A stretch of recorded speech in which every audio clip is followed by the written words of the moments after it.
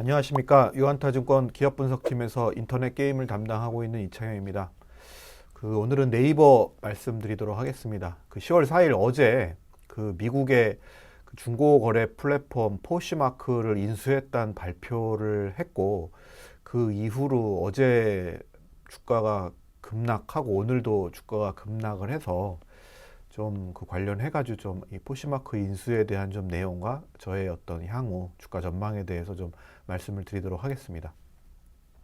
주가가 하도 많이 빠져서 이 인수 가격이 좀 비싼 게 아닌가. 이제 처음에 발표를 네이버에서 했을 때 16억 달러의 인수를 했고, 기업 내에 있는 현금 5억 달러까지 포함해서 16억 달러라고 해서 처음에 이제 21억 달러가 아니냐. 그래서 시총이 뭐 한 12억 달러 정도 되니까 2배 비싸게 주고 산 거 아니냐라는 이제 좀 노이즈가 있긴 했었는데, 그건 아니고요. 인수 직전에 이 포시마크가 나스닥에 상장돼 있는데 15.57달러였습니다. 근데 그 인수 가격은 주당 17.9달러로 한 15% 정도 프리미엄. 그러니까 오늘 새벽에 17.4달러로 끝났기 때문에 거의 뭐 시가 수준의 인수를 한 거여서 뭐 인수 가격 자체가 그렇게 비싼 건 아니지 않았나, 이렇게 좀 말씀을 드릴 수 있을 것 같고요. 그리고 뭐 비교 기업인 이커머스 쿠팡이 현재 보통 이제 이커머스 업체들은 이 거래액 대비 시가총액이 몇 배이냐, 요걸로 이제 이 밸류에이션 멀티플을 계산을 하는데 1.3배거든요. 예. 34조 원 작년에 거래액 대비 현재 시가총액이 한 43조 원 정도 되기 때문에 요거는 이제 환율 1,400원 기준으로 이제 제가 계산을 한 겁니다. 근데 얘네가 GMB가 1년에 한 18억 불 정도 2021년 기준으로, 그리고 인수 가격이 이번에 16억 달러니까 한 0.89배, 0.9배 수준 정도밖에 안 되거든요. 그래서 이게 이렇게 비싼 인수는 일단 아니라고 볼 수 있지 않을까, 이렇게 좀 먼저 말씀을 드릴 수 있을 것 같고요. 그리고 실제로 상장할 때 주가가 40불 정도 됐었거든요. 41불. 근데 지금 이게 떨어지기서 3분의 1 가격으로 지금 거래가 되고 있는 상황이기 때문에, 그러니까 물론 이제 이 과정에서는 얘네가 어떤 특별한 기업 가치의 변동이 있을 만한 펀더멘털의 변화가 있었던 건 아니고, 엔데믹이 되면서 뭐 한국도 그렇지만 미국도 인터넷으로 어떤 상행위를 하는 기업들의 기업 가치, 그러니까 주가가 많이 떨어진 그 와중에 있었던 것 같아요. 그래서 뭐 실제 이 회사를 비싸게 준 거는 아니다, 비싸게 주고 산 건 아니다, 이렇게 좀 먼저 말씀을 드릴 수 있을 것 같고요. 이게 이제 중고 거래 사이트다 보니까 뭐 여러분들 딱 떠올리시는 게 국내 이제 당근마켓하고 이제 비교를 하실 수 있으실 건데, 당근마켓이 지금 비상장 상황이기 때문에 이제 비상장 거래소, 서울거래소에서 거래되는 거 기준으로 계산을 해보면 기업 가치가 한 1.4조 원 정도 됩니다. 근데 당근마켓은 여러분들 해보시면 아시겠지만 물건을 거래할 때 수수료를 내지 않습니다. 당근마켓은 이 광고 수익 모델이기 때문에, 그래서 작년 매출액이 당근마켓을 우리가 굉장히 많이 사용을 하지만 실제로 당근마켓이 이렇게 돈을 버는 건 별로 없거든요. 작년 매출액이 257억입니다. 근데 지금 포시마크는 작년 매출액이 한 3.4억 달러, 그러니까 한 4천억 정도 되거든요. 그러니까 뭐 1,400원 계산하면 훨씬 4,400억 정도 됩니다. 그리고 얘는 거래를 할 때 20% 수수료를 받습니다. 그러니까 매출액이 훨씬 잘 나오는, 그러니까 당근마켓보다 훨씬 비즈니스 모델이 우수하고, 그리고 이게 수수료 베이스고 고정비가 별로 들어가지 않기 때문에 GP 마진이 85%나 나옵니다.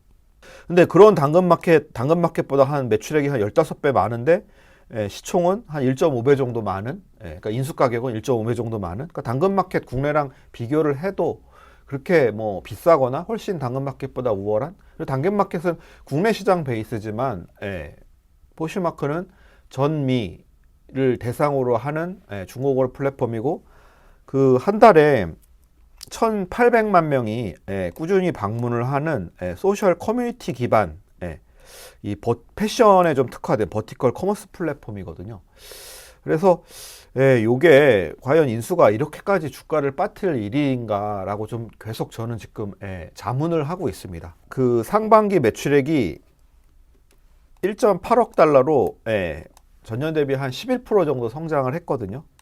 근데 이게 이제 방금 말씀드린 대로 엔데믹이 되면서 성장률이 좀 많이 둔화된 상황입니다. 그러니까 2021년에 28%, 2020년에 24%가 이제 엔데믹 시절에 좀 높은 성장을 하다가 엔데믹이 끝나면서 성장률이 좀 둔화된 상황이고, 그리고 이제 성장률 둔화가 되면 보통 이제 기업들은 매출을 끌어올리기 위해서 마케팅비를 증가시킵니다. 그래서 이게 영업 손실이 원래 이제 흑자가 나던 회사였는데 상반기에 약 3,700만 불, 그러니까 한 450억 정도 적자를 기록을 했습니다. 근데 이제 그 네이버가 지금 제일 좀 투자자들한테 그게 약점으로 지적되고 있는 부분, 좀 주가가 못 오르는 그 제일 좀 취약한 부분이 마진율이 계속적으로 떨어지고 있었거든요. 이제 성장을 위해서 네이버도 해외 투자를 좀 계속 그렇게 늘리고 있는 상황이기 때문에. 근데 그 네이버가 이제 지난 2분기 실적 발표 때 올해까지는 좀 마진율이 높진 않을 거고 내년에는 좀 마진율이 개선이 될 거다. 비용 통제도 할 거고 뭐 여러 가지 이제 그 고정비 레버리지가 이제 내년부터 본격적으로 나타날 거기 때문에 마진율이 내년에는 개선될 거라고 얘기했는데, 요 포시마크 인수로 인해서 내년에도 마진율이 오르는 게 아니라 오히려 더 떨어질 수 있겠다. 그러니까 이제 적자 상황이 되면 전체 마진율을 갉아먹을 수 있잖아요. 그래서 이제 좀 거기에 대한 실망감으로 좀 이렇게 매물 폭탄이 나오는 게 아니냐, 뭐 이렇게 좀 생각을 해볼 수 있을 것 같고요. 새해가 날자마자 뭐 배가 떨어진다는 속담인가, 하여튼 공교롭게도 또 외국계에서 좀 그 셀 리포트, 매도 의견이 나오는 좀 리포트가 좀 이렇게 나오면서 이렇게 좀 외국인 매도가 좀 집중되면서 좀 그 현재 주가가 좀 급락을 하고 있는 상황인 것 같습니다.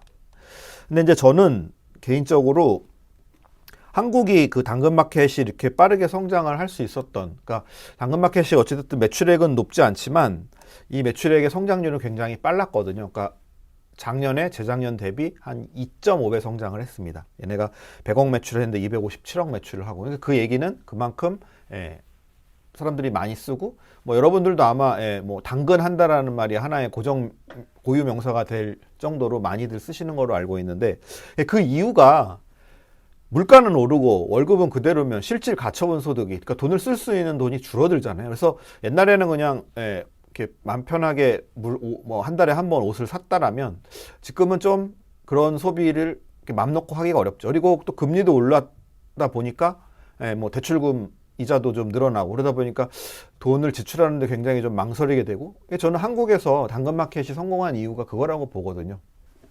싸고 좋은 물건을 살 수 있는 기회를 당근마켓이 열어줬다라는 거죠. 저는 미국도 비슷할 거라고 보고 있습니다. 금리 똑같이 올랐죠. 물가 똑같이 올랐죠. 그리고 경기 침체의 우려감도 이제 점점 커지고 있는 상황에서 당연히 한국 사람들처럼 이 중고 거래에 대한 니즈가 굉장히 높아질 거라고 보고 있고, 그래서 실제로 미국 그 중고 거래 시장은 지금 연 한 800억 달러 규모로 2025년까지 매년 연평균 20% 성장이 예상되는 지금 상황이거든요. 그래서 이 현재 네이버의 포시마크 인수가 뭐 기대했던 마진율 개선을 조금 방해할 수 있는 인수일지는 모르겠으나 네이버의 장기 성장성을 높이는 그런 차원에서는 굉장히 좀 긍정적인 인수이고, 그리고 이 향후 리커머스 시장, 중고거래 시장이 저는 국내뿐만 아니라 해외도 커질 거라고 보고 있기 때문에 이 포시마크를 통해서 네이버의 기존의 어떤 쇼핑 시장에서의 어떤 경쟁력, 그러니까 이제 우리가 네이버 쇼핑을 쓰는 이유는 가격 비교 검색이 탁월하기 때문에, 제일 싼 가격으로 검색해서 쓸 수 있기 때문에, 그리고 다양한 물건을 네이버에서 고를 수 있기 때문에, 그리고 저의 어떤 구매 패턴을 활용해서 또 저에게 맞는 상품을 잘 추천해 줄 수 있기 때문에 뭐 이러한 기술들이 있다라고 보는데, 그러한 기술들을 잘 접목해서 뭐 네이버가 이 인수 시에 발표했던 이 포시마크의 중고거래 사이트를, 플랫폼을 뭐 미국뿐만 아니라 일본, 한국까지도 이렇게 글로벌 이 리커머스 플랫폼으로 확장하게 된다라면 현재 웹툰에 이어 또 하나의 어떤 해외 성장을 이끌 수 있는 좀 인수이지 않을까. 그래서 뭐 뭐 그거는 이제 미래 일이니까 좀 더 지켜봐야겠지만 현재처럼 뭐 어제 9% 오늘 7%까지 주가가 그 급락할 과매도할 정도의 수준의 그 딜은 좀 아니지 않겠느냐라고 봤을 때 그동안에 네이버가 계속 그 저평가 상황, 주가 하락 상황에서 이렇게 급락한 부분은 좀 성장주를 저가 매수할 수 있는 기회가 될 수 있지 않을까, 그렇게 좀 저의 의견을 정리하면서 네이버 그 포시마크 인수와 관련된 주가 급락에 대한 코멘트를 이것으로 마치도록 하겠습니다.